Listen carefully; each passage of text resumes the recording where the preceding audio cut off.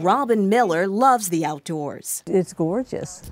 To her, it's therapeutic. It's the real air versus the air conditioning.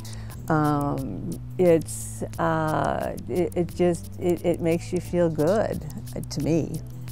To her, indoors and outdoors are as different as night and day. I just think about being cramped inside where, especially if there's no windows, being where you're closed up and you don't have any light, everything's artificial. I mean, you know, you have the artificial plants, you have the artificial sun, you know, with the lights. I mean, everything is just, you know, very artificial. And then all of a sudden you go outside and you just feel like you can breathe easier because it's real. She sees how others could benefit from a little outside time too.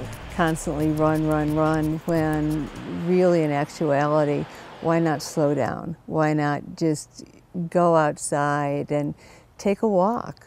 You know, go outside and, you know, take a hike and enjoy it. Go with your family, go with your children. Therapist Eddie Reese thinks Robin has a firm grasp on a budding new science known as ecotherapy. It's about being outside and connecting with nature. And what I take from ecotherapy is getting in touch with natural rhythms. And that's hard to do if you don't spend some time outside. And you can't get in touch with that if you're in artificial light, if you're running off of a schedule that's artificial. That I have to be at this meeting at this time, my favorite TV show comes on at this time, the kids come home at this time. Those aren't natural rhythms. And so coming outside and being out where the sun's moving when it's supposed to move, the earth's turning when it's supposed to turn, the seasons change. Your body, I think, just naturally, if you give it time, falls into those rhythms. Getting our rhythm back is exactly what world-renowned stress expert Dr. Kathleen Hall says we need, and there's science to prove it. Research has found that over 70% of people that get into nature actually report they have decreased levels of depression. She says it's all about the connection you can't help but feel. You cannot sit in this beautiful nature without feeling connected to the bird we hear in the background, to the trees, to the clouds, to the surroundings, to the smells.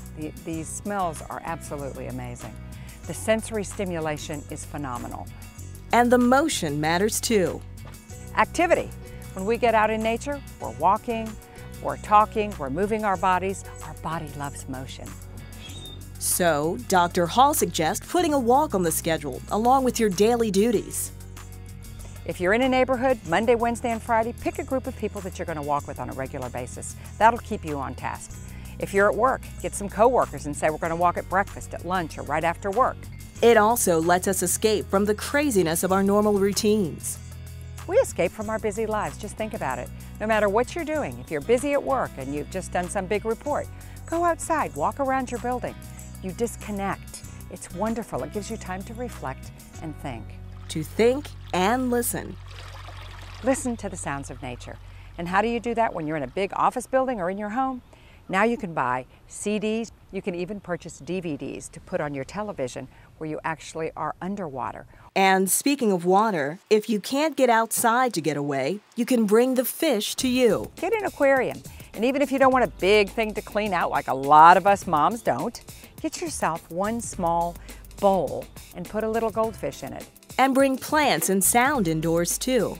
Busy people, get rid of those old alarm clocks. I really think you need to buy these nature alarm clocks. Wake up to your favorite sound. It may be the rain on your roof, it may be wind, it may be the ocean, the breeze through the mountains. I have found people that have changed this way of waking up, it really starts their whole day in a different way. And just like Robin suggested, share your new fondness of nature. Be creative, be fun. Invite your children, your spouse, and your neighbors. Get involved in ecotherapy. It's a new way to literally ground yourself in nature and change your life.